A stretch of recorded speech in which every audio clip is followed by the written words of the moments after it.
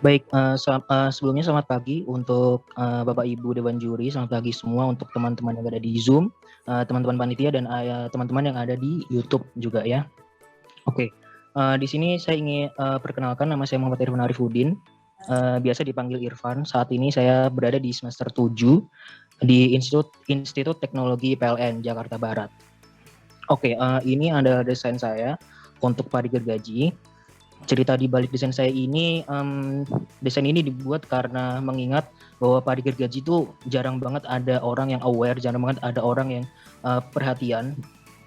Dan tiba-tiba pada akhir-akhir ini pari gergaji itu populasinya terancam. Nah, begitulah. Maka dari itu saya membuat desain ini untuk mengingatkan para masyarakat bahwa di Merauke khususnya ada pari gergaji yang terancam punah populasinya. Nah, untuk warna yang saya gunakan ini ada biru tua. Ini menggambarkan laut yang di dalam, laut gelap. Lalu untuk biru mudanya ini menggambarkan sinar matahari yang masuk dari atas. Nah, tools yang saya gunakan sebelumnya saya ini menggunakan Adobe Illustrator ya. Jadi setelah itu di Adobe Illustrator itu saya menggunakan toolsnya tuh ada type, ada area tool type juga, ada shape, terus ada gradient juga, terus ada brush. Di sini saya menggambarkan dari brush kalau misalnya ikan pari gergaji ini tertangkap melalui jala ataupun melalui kail. Nah, pesan yang ingin saya sampaikan dari dalam desain ini itu saya ingin menyampaikan bahwa untuk masyarakat yang ada di Indonesia ini khususnya para nelayan, tolong jangan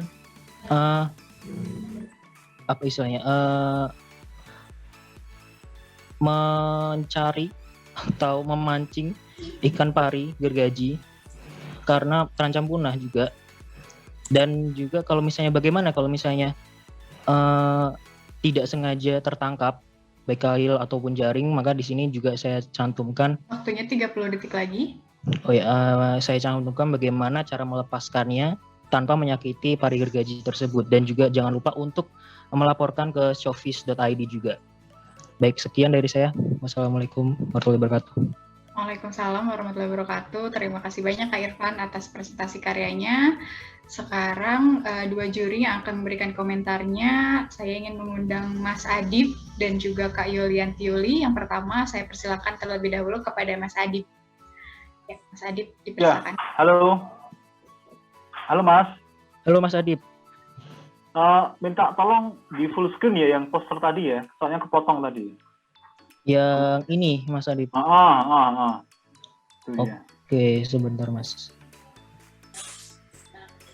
Oh, kecil sekali ya. Ya sudahlah kalau. Oke, cukup. Dari segi ini ya, segi komunikasi memang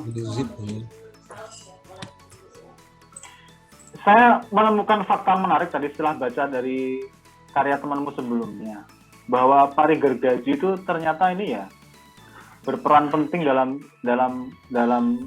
rantai makanan gitu ya. Tapi sepenting apa saya belum mendalami itu ya.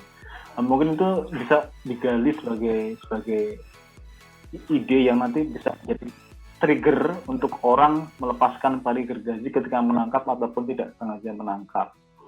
Ya. Oh ya.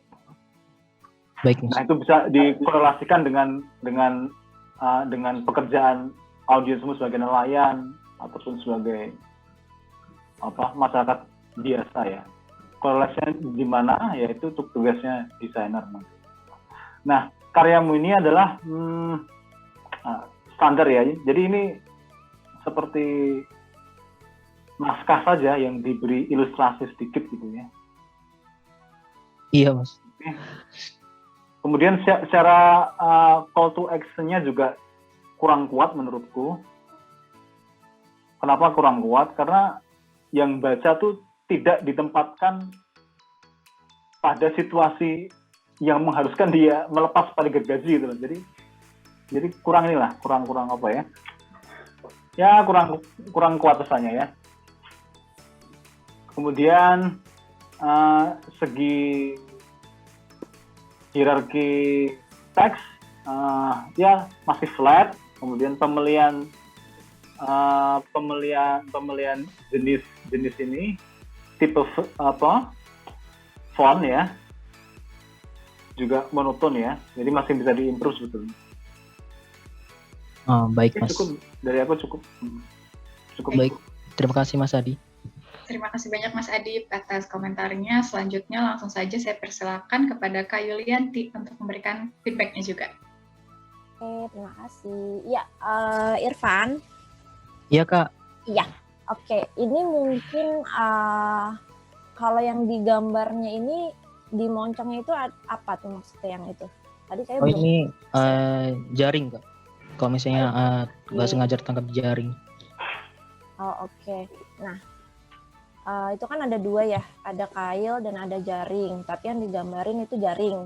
Dan tadi aku makanya nanya karena berarti tidak sampai nih ke aku, gitu ya. Oh iya. Karena tadi aku di peserta sebelumnya ada dia menemukan fakta ternyata di moncongnya itu bisa ada elektronik atau elektrik elektrik something yang bisa membahayakan ininya ya, tadi membahayakan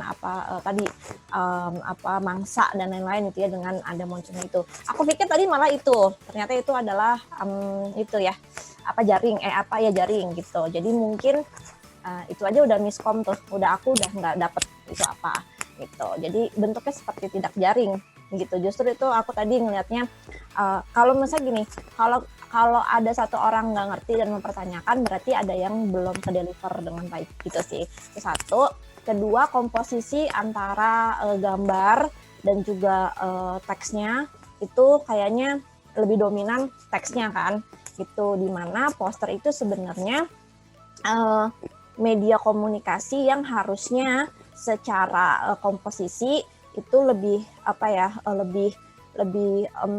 mungkin secara visual harusnya lebih menonjol gitu. Mungkin kata-kata tetap harus ada karena kan nggak bisa juga gambar tuh bisu ya, harus ada pendukungnya dengan kata-kata atau copy gitunya atau teks gitu.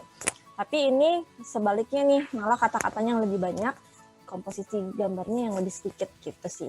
Mungkin kedepannya kalau nanti mau membuat poster lagi gitu, komposisinya dipikirkan kira-kira visualnya berapa persen, kata-katanya berapa persen, dan pilih highlight yang memang benar-benar mau disampaikan aja gitu. Kali ini kan kayak semuanya mau ditaruh di sini gitu.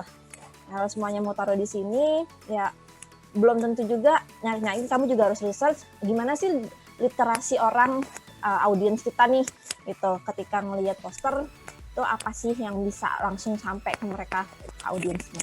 Mungkin kurang lebihnya gitu aja sih gitu. Ya, terima kasih Kak Yuli. Ya, makasih Irfan.